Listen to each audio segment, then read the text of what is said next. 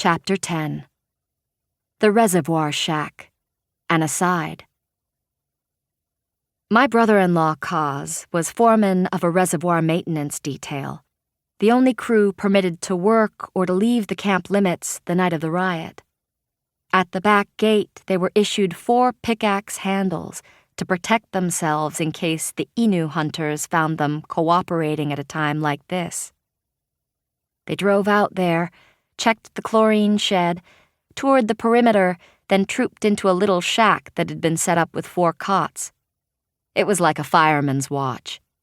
Each crew spent 24 hours on standby, making periodic checks, clearing the debris, doing whatever was necessary to keep the water moving into camp.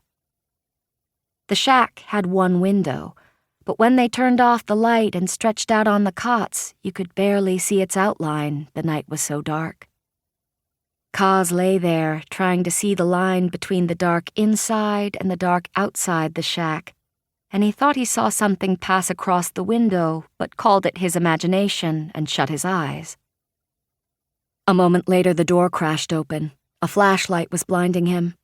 He felt the sharp jut of a gun sight against his cheek. Someone yelled, "All right, you chaps, up against the wall." He jumped out of bed and saw 4 MPs with Tommy guns, a sergeant and 3 privates. While Kaz backed into the wall to join his crew, that gun barrel stayed right against his cheek. The MPs kept yelling, "Come on, chaps, move it, move it!" Kaz finally found his voice. "Hey, what's the matter with you guys?" The sergeant in charge was wild-eyed, scanning the room as he fanned the air with his Tommy gun, sure he had uncovered a nest of saboteurs. He was about the same age as Kaz, early 20s. "What the hell are you doing out here?" he yelled. "We're the reservoir crew."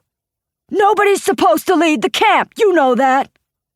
"Somebody's got to be out here all the time, regulations." The sergeant spotted the axe handles on the floor by each cot and kicked one with his boot. "What the hell are these for, then?" "The rioters? If they found us here, they'd throw us all in the reservoir." The sergeant squinted suspiciously. Kaz said, "Go on back to the gate and check it out." The sergeant kicked all the axe handles into a pile and scooped them up. "I'm taking these with me. Don't nobody move till I get back." He left. The reservoir crew didn't blink until he returned with the clearance half an hour later.